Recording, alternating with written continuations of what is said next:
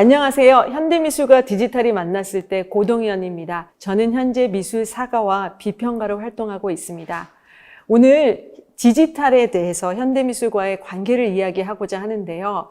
여러분들이 비디오 아트, 미디어 아트, 프로젝트 아트, 영화, 실험영화 이런 장르명은 많이 들어보셨을 거예요.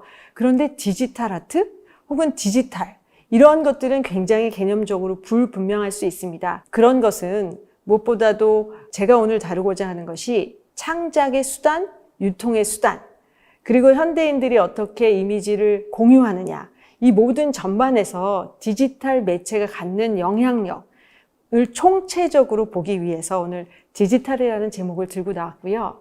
실제로 현장에서 더 이상 회화나 드로잉이 있다고 보기 어려워졌습니다. 예를 들어 드로잉을요, 종이 위에서 그리는 것이 아니라 디지털 매체를 통해서 직접 그려서 사이버 공간에서 보관하고요. 그 보관한 것을 유통하다 보니까 저희가 따로 물질적으로 만들어진 드로잉을 보기가 되게 어렵습니다. 전시의 경우도 마찬가지로 블록체인 기술을 사용하거나 함으로써 또는 미술관에서는 전시장을 직접 방문하는 관객뿐 아니라 사이버 공간에서 현대미술을 접하는 보다 넓은 확장된 관객을 더 많이 생각하게 됩니다. 그러다 보니까 미술관이나 혹은 전시장이나 상업화랑 이런 물리적인 공간보다는 그런 공간과 상관없이 다양한 예술가들의 창작물들이 사이버 공간망을 통해서 이제 소통되는 그러한 시대에 이르렀습니다. 그래서 오늘 저는 미술 비평가로서 이러한 디지털이 현대 미술에 미친 영향이 어떻게 작가들한테 나타나는지를 짧게 다뤄보고요. 나아가서 어떤 질문들이 발생할까도 고민해 보고자 합니다. 다시 말해서 이제까지 미술 이론이나 이제까지 사용되었던 미술 지식으로는 이러한 새로운 변화들을 충분히 담아낼 수 없다면 어떤 새로운 고민들이 생각나지? 어떠한 철학적인 질문들이 생각나지? 이런 부분들을 제가 오늘 다뤄보고자 합니다. 첫 번째로는 디지털 매체가 시각적 이미지를 구현하는 수단으로서 사용될 때를 예를 들고자 합니다. 이것은 창작의 수단으로서 디지털 매체가 사용되는 예입니다. 두 번째로는 디지털 매체가 작품의 유통 수단으로서 사용될 때입니다. 최근 블록체인을 사용해서 VR이나 AR을 사용하고 메타버스를 활용한 경우들이 있는데요. 이럴 경우에는 관객과 미술 작품이 만나는 방식, 이런 것들이 크게 변하죠. 다시 말해서 사이버 공간에서 이런 만남이 일어날 뿐 아니라 일반 전시장에서 관객이 작업을 만날 때와는 굉장히 다른 경험이 일어나겠죠. 세 번째로는 디지털이라는 매체가 아까 첫 번째 다뤘던 창작, 두 번째 다뤘던 유통과 조금 더 확대된 의미에서 전체적으로 현대미술을 이해하는 데 있어서 어떤 변화를 일으키고 있는가를 다루도록 하겠습니다. 여기에서는 인문과학적 질문도 생겨나고요. 문화적 지평과 같은 문제들이 생겨납니다. 예를 들어서요. 온라인 환경을 통해서 만들어지는 이미지의 신빙성은 어떨까? 그것을 통해서 만들어지는 여러 캐릭터들이 있는데 그것이 실제로 오프라인에 있는 진정한 어떤 정체성을 가진 리얼리티 혹은 사람, 사물, 이것과는 어떤 관계를 가질까? 우리는 그 사이버 공간만을 통해서 유통되는 미술을 어떠한 가치를 가진 것으로 포용하고 또 받아들여야 될까? 이때 예술 자체는 전통적인 의미에서 물질적인 기반을 갖는 작품이 아니라 정보로서 우리에게 다가오겠죠. 그러면 그 정보를 접하는 우리의 관람객의 태도는 어떻게 변할 수 있을까? 이제 이런 약간 넓은 문화적 지평, 비평적 이슈들을 좀 다뤄보도록 하겠습니다. 그리고 마지막으로는요, 여러 가지 디지털인 용어를 얘기할 때 예술가들한테 디지털이 앞으로 어떻게 사용될 수 있을지 이런 부분에 대해서도 좀 깊이 고민을 해봐야 됩니다. 디지털이라는 것이 보다 물질성을 배제하고 어떤 창작의 새로운 표현성만을 주는 것이 아니라 관계성, 작가와 작품의 관계, 혹은 관객과 작가의 관계, 관객과 작품의 관계, 이런 다양한 관계성을 어떻게 변화시키는지 이제 이런 것들을 저희가 또 다뤄보고자 합니다. 그래서 아까 첫 번째 창작의 수단으로서의 디지털, 두 번째 유통의 수단으로서의 디지털, 그다음에 세 번째는 문화적 지평으로서 그리고 다양한 관계성을 확장하는 그러한 디지털 매체의 영향력, 그리고 그 영향력이 지금 어떻게 발전되고 진행되고 있는지를 이제 다뤄보도록 하겠습니다. 첫 번째 작가는요, 이주행 작가입니다.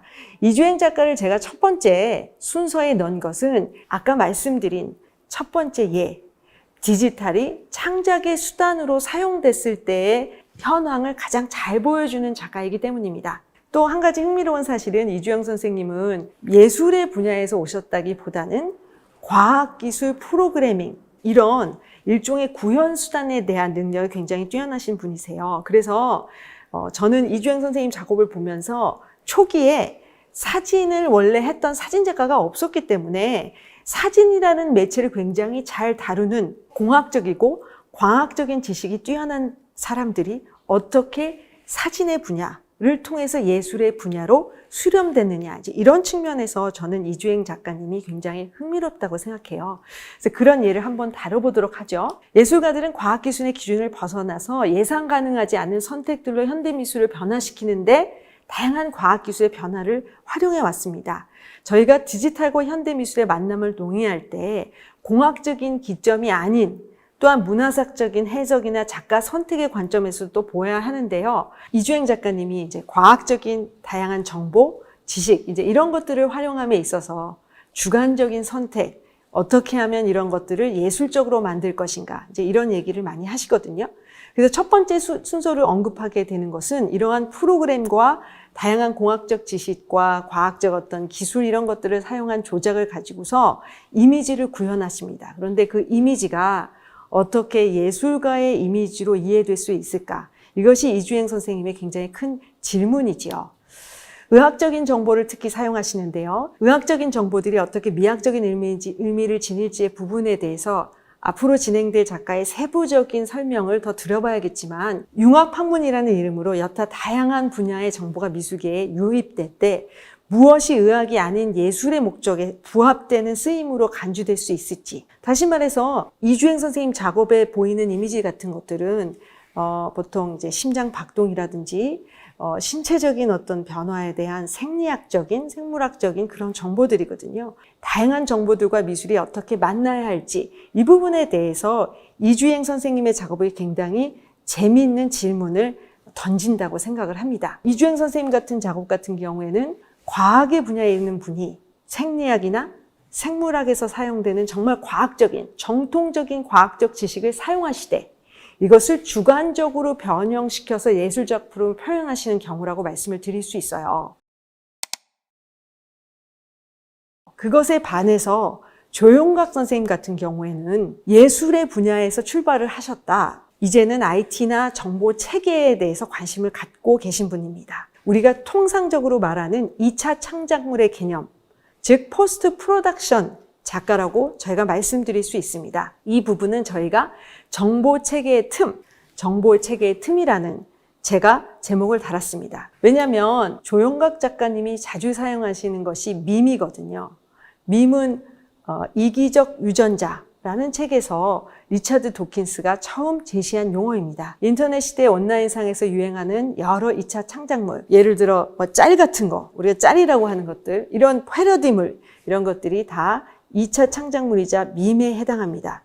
또는 작가는 프랑스 철학자 폴 비릴리오를 이야기를 하는데요. 폴 비릴리오는 정보가 굉장히 과도한 사대, 속도감이 굉장히 빨라진 시대에 그 속도감에서 뒤처지는 잉여적인 사이버 공간의 어떤 자료들, 정보들이 생겨난다고 얘기를 하죠. 그러면 작가는 자신이 사용하는 정보로부터 비평적 거리를 유지하기 위해서 일종의 예술가적인 어떤 비평적 태도를 견지합니다. 우리가 이것을 예술가들이 비평적으로 한다, 트위스트한다, 이제 이런 표현을 쓰는데요. 객관적이라고 보여지는, 사실적이라고 보여지는 정보를 재조합해서요. 원래 정보가 들어가야 될 자리에 전혀 다른 정보를 넣는다든지 어떤 특정한 위치에 있는 정보들을 스위치하는 이런 다양한 방법을 사용하실 것입니다. 문제는 또 다른 질문이 생겨나죠. 제가 아까 이주행 선생님한테 작업에 대해서도 질문을 던졌었죠. 그래도 과학적인 지식을 미술에 들어오게 하면 이 정보를 어떻게 이 쓰임을 우리가 얘기할 수 있지? 이런 질문을 달았는데요. 조용각 선생님 경우에도 마찬가지예요. 다양한 속도 속에서 잉여적인 사이버 정보가 만들어질 때 그 체계의 오류를 한번 만들어 보는 거거든요, 작가가. 체계라는 것은 저희가 현상적으로 보는 이미지 저편에 존재하는 것인데요. 그런 어떤 체계, 보이는 현상 저편에 존재하는 것을 어떻게 미학적으로 만들어낼 수 있을까? 다시 말해서 작가가 정보 체계를 와해시키거나 혼돈시키거나 이런 것들은 일종의 과정에 해당하는 건데요. 그것을 관객이 시각적으로 목격하고 이해하고 이러기 굉장히 쉽지가 않다는 거죠. 왜냐하면 체계라는 것도 굉장히 전문적인 것인데 정보 체계를 혼돈시킨다는 그런 개념적인 것을 현대미술에 끌고 왔을 때 좀 어려움들이, 관객과의 소통의 문제에 있어서 어려움들이 생겨난다. 이런 것들이 제 두 번째 질문이고요. 이제 세 번째 작가로 넘어가겠습니다. 이쯤 되면 디지털에는 매개체 그 자체보다는 디지털 문화, 디지털로 사용하는 특히 젊은 세대나 디지털 노마드족이나 이런 사이버 공간에서 다양한 문화를 공유하는 사람들이 어떻게 오프라인의 미술 전체에도 영향을 미칠 수 있을까? 혹은 온라인의 미술에도 영향을 미칠 수 있을까? 디지털 문화의 영향력에 대해서 논할 차례입니다. 유성실 작가는 체리장한 캐릭터를 만들었습니다. 그리고 오랫동안 일종의 개념적인 놀이를 해왔죠. 작가가 자신을 다른 캐릭터화하는 것은 그다지 미술에서 신기한 일은 아닙니다. 미술을 잘 아시는 분들이라면 신디 셔먼의 유명한 작업들을 잘 떠올리실 수 있습니다. 체리장도 마찬가지로 사이버 공간에서 자신이 다양한 옷을 입고 자신이 전혀 위치할 법하지 않은 이상한 여러 광경이나 상황에 자신을 위치시키고 연기하고 혹은 사이버상에 있는 다양한 정보들을 조합해서 자신의 이미지와 결합시켜 왔습니다. 그런데 유성실은 최근에 체리장의 부고를 알렸습니다. 그리고서는 체리장 캐릭터가 공식적으로 소멸했다고 선언을 했어요. 그녀는 이것을 좀비화한다고 이야기합니다. 좀비화, 요새 드라마에서 굉장히 많이 등장하죠. 너무 많이 등장하다 보니까 좀비라는 거는 존재하지 않는 인간의 사라진 형태일 텐데 실제 주인공보다도 좀비가 더 강한 물질성을 갖고 존재감을 갖고 드라마에서 재현되는 것을 볼 수 있습니다. 유사하게 체리장이 좀비화돼서 죽었다고 하지만 여러분들 네이버나 유튜브를 치면 얼마든지 체리장의 존재감을 우리가 경험할 수 있습니다. 그러다 보니까 사이버상에서 이미지나 정보가 만들어지고 그 안에서 유통되고 하는 우리 시대에 어떤 캐릭터를 죽었다고 하거나 살았다고 할 수 있을까? 체리장은 어떤 시점에서부터 자신의 삶을 시작했고 또 지금 유성실 작가가 말하는 것처럼 어떤 시점에 죽은 것일까? 우리는 디지털로 만들어진 물질성이 배제된 캐릭터에 대해서 그러나 왜 지속적으로 관심을 가지게 될까?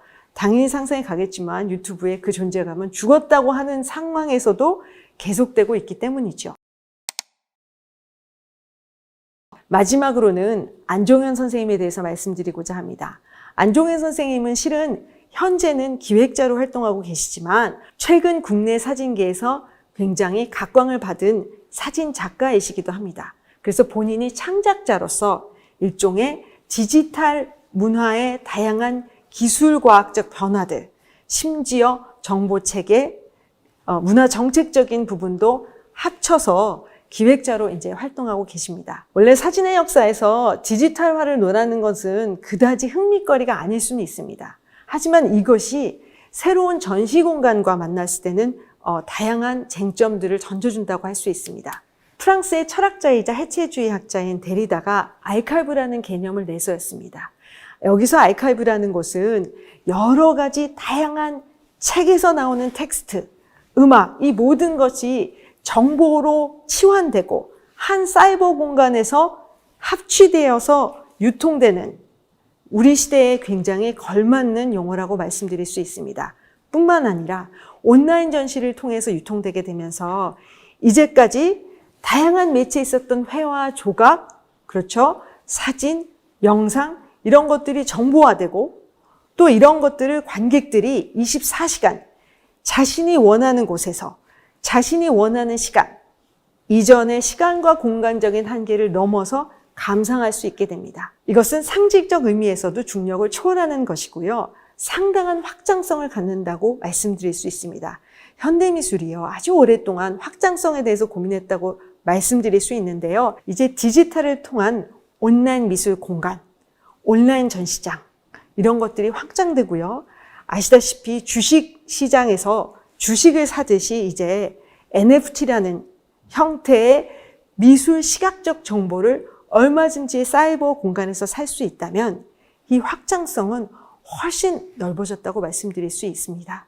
정말 가장 잘 귀에 꽂히는 예로서 이전의 미술시장은 상당히 느리게 돌아가는 시장 중에 하나였거든요. 이제 24시간 이미지를 열람해 볼 수 있게 되다 보니까 이 확장성이 굉장히 넓어졌다고 말씀드릴 수 있습니다.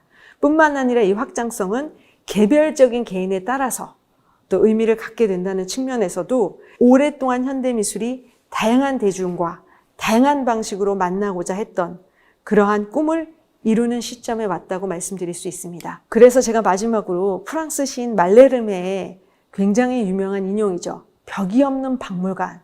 이런 것이 진정으로 우리 시대에 구현됐다고 말씀드릴 수 있습니다. 다시 말해서 박물관에 있는 것처럼 다양한 정보, 시각적인 예술 작품뿐만 아니라 이것이 정보로 환원돼서 박물관의 다양한 물건들, 텍스트, 오브제 이런 것들을 열람해보는 이러한 디지털 예술 관람의 시대가 열렸다고 말씀드릴 수 있습니다. 제가 이제까지 현대미술에서 디지털의 쓰임새에 대해서 창작, 유통, 그리고 그것이 어떻게 디지털 문화의 관계성을 보여주는지를 다뤄보았습니다. 현대미술에서 새롭게 떠오르게 될 쟁점을 던지는 것이 비평가의 책임이라면 이러한 변화들이 또 다른 의미에서 비평가들한테 도전을 던져주겠죠. 단순히 그 매체를 주된 표현이나 창작 수단으로만 삼는 것이 아니라 이러한 디지털 문화가 결국 예술이 무엇이지? 예술이 관객이랑 어떻게 만나지? 관객이 예술을 만날 때 이전에는 공동체적으로 만나는 것, 개인적으로 만나는 것 이런 것들을 굉장히 구분해 왔단 말이에요. 그런데 사이버 공간이라는 거는 이런 공동체적인 것과 개인적인 것의 이분법으로부터 벗어난 측면들이 굉장히 많아요. 왜냐하면 더 넓고 많은 공동체들이 동시에 접근할 수 있지만 실제로 전시장을 돌아다닐 때는 개인적인 어떤 움직임의 패턴, 시각적인 것들을 따라서 또 차별화해서 볼 수 있게 만들거든요. 그러니까 관객이 어떻게 작업을 보는 것인가 이런 부분에 있어도 큰 변화를 일으키죠. 창작으로서의 작업을 통해서 장르가 파괴되고요. 이미지가 조합되고요. 그러다 보니까 자연스럽게 미술 시장도 변화하게 되죠. 미술 전시장이 변화한 것만큼 시장도 변화하게 돼요. 게다가 NFT를 통해서 사람들이 다양한 디지털 문화를 접한 작가들이 이미지들을 넣고요. 그 사이버 공간에서 주식시장에서 하듯이 일반인들도 쉽사리 접근성을 갖게 되다 보니까 일반인들의 수요가 훨씬 미술시장의 중요한 비평적 기준으로 작동하게 되겠죠. 이렇게 되면 시장의 전문성은 무엇이지? 이런 질문들이 생겨나게 됩니다. 그래서 창작, 유통, 그리고 이것을 통해서 인문과학적인 여러 질문들이 확장되는 걸 볼 수 있습니다. 무엇이 예술이지? 무엇이 작가이지? 그리고 저와 같은 무엇이 비평가의 전문성을 만드는 것이지? 이런 질문들을 동시에 던져주게 됩니다. 그래서 이주행, 조영각, 유성실, 안종현 작가님에 대한 자세한 작가 프레젠테이션도 보겠지만 그들의 작업이 제기하는 질문들, 그 질문들을 통해서 어떻게 비평가는 현대미술의 변화를 이해할 수 있는지 그 부분에 대해서 여러분들과 나눠보았습니다. 감사합니다.